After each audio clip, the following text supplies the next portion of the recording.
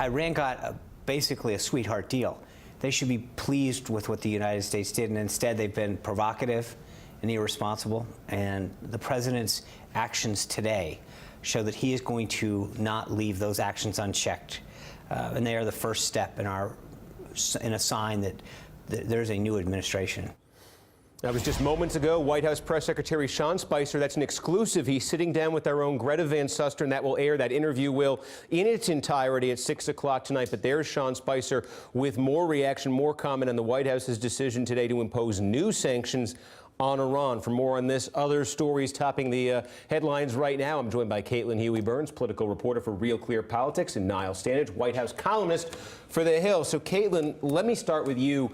This is interesting, the politics of what the White House is doing with Iran. Donald Trump campaigned against that Iran deal during the campaign. Now the White House, though, taking pains to say the deal is still in place. They're going to leave it in place. And the sanctions drawing some support here from Capitol Hill. So this is something where Donald Trump is actually, for all of the rhetoric, doing something that's a little bit more conventional, maybe. Right, more traditional. And we saw with the Supreme Court pick that he was able to kind of coalesce the demoralized, in some ways, Republican lawmakers who were upset with the way he handled the immigration executive order. With this, you're hearing a lot of applause from Capitol Hill. Republican lawmakers excited about this, praise from people like even John McCain, who's been very critical of this president already, and Speaker Paul Ryan. So this is something I think that can bring together the party. And I think you might see this from Donald Trump here and there, right? You're going to have these moments where there's, chaos and people are upset with the way the administration is handling things, but he is going to have moments like this that bring the party together. Niall, let me ask you, I'm curious what you think of this, because I think we're always trying to find what is the strategy. Is there a strategy, a bigger strategy at work here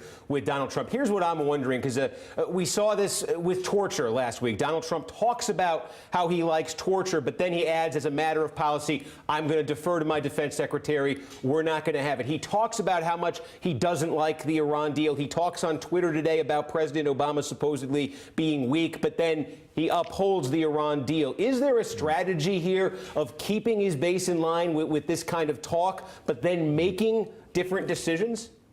I think there is, Steve. I think Donald Trump is all about the projection of toughness, of being uncompromising, of driving a hard bargain. And that has worked for him politically in a big way. I mean, many of his voters believe that he is going to, as they see it, return the United States to a stronger position.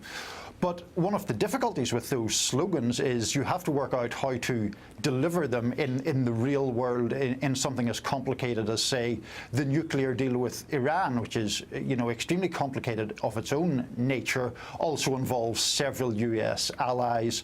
And I think in that issue, on the issue like such as torture, Trump is trying to portray this strength while at the same time backing away from it, almost away from the headlines, or in a less sloganeering fashion. Well, let's shift gears here, too, and talk about the cabinet. The cabinet is still not in place, and now we have one question hanging over all this, and that is, will his nominee, will Betsy DeVos, the nominee to be Education Secretary, actually get through? So, Caitlin, the story right now, 2 Republicans have come out, Collins, Murkowski, they're no votes. That leaves, if every Republican stays in line, that leaves exactly 50 votes for her confirmation. Mike Pence, the VP, as the president of the Senate, would then break the tie. This vote looks like it's going to happen next week. If there's going to be one cabinet pick that gets scotched, it's going to be this one. What are the chances of Democrats picking off one other Republican between now and that vote? Well, this is really their only option left. And you even hear from red state Democrats who are running for re-election in red states, that group we're going to be keeping an eye on with all of Trump's policies, people like Joe Manchin, Joe Donnelly, others. They have come out in opposing her. What's interesting about this, too, is that they are going to need to keep Jeff Sessions in the Senate long enough to still be a senator before he becomes Attorney General, before he gets officially confirmed, to be able to support this. But what's interesting about this, too, is I was talking to Republican lawmakers, Republican senators from red states earlier this week who said that they've been getting a bulk of their calls have been about DeVos, but they're still supporting her because of her traditional, they line up with her on certain things. But it's interesting because that has been a really key point from constituents. It does seem that her hearings, of all the confirmation hearings, produced more, I guess you would say, viral moments. I'll give people a taste of this. I'm sure you've seen some of these clips, but this was some of what happened when Betsy DeVos had those confirmation hearings to be Education Secretary.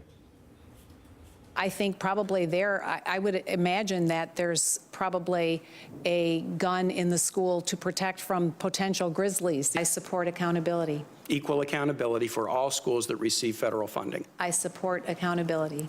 Okay, is that a yes or no? I support accountability. Do you not want to answer? Niall, I think we got the tape in there. Niall, a little bit of a taste there. I think of some of the things, obviously among her critics, that set alarm bells off, but that I think really crossed over into the mainstream a little bit.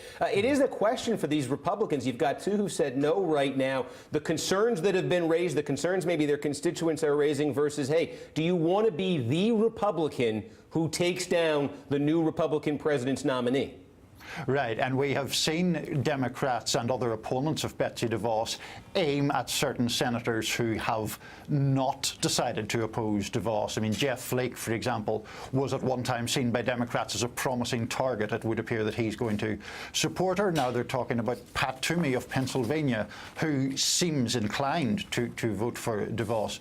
But I think Caitlin's point is well made. This is clearly the best chance the Democrats have of stymieing Donald Trump in terms of a cabinet nominee, and it's partly because Betsy DeVos has so many traits or attributes that make her a target for Democrats, a big fundraiser for the Republican Party, a woman of enormous personal wealth, a very conservative figure generally beyond the area of education, and then you have the rather halting performance at the hearing that you just played, Steve. So I think when you put all that together, that's why she is target number one for Democrats. All right, Niall Stanage and Caitlin Huey-Burns, thanks to both of you. Have a great weekend.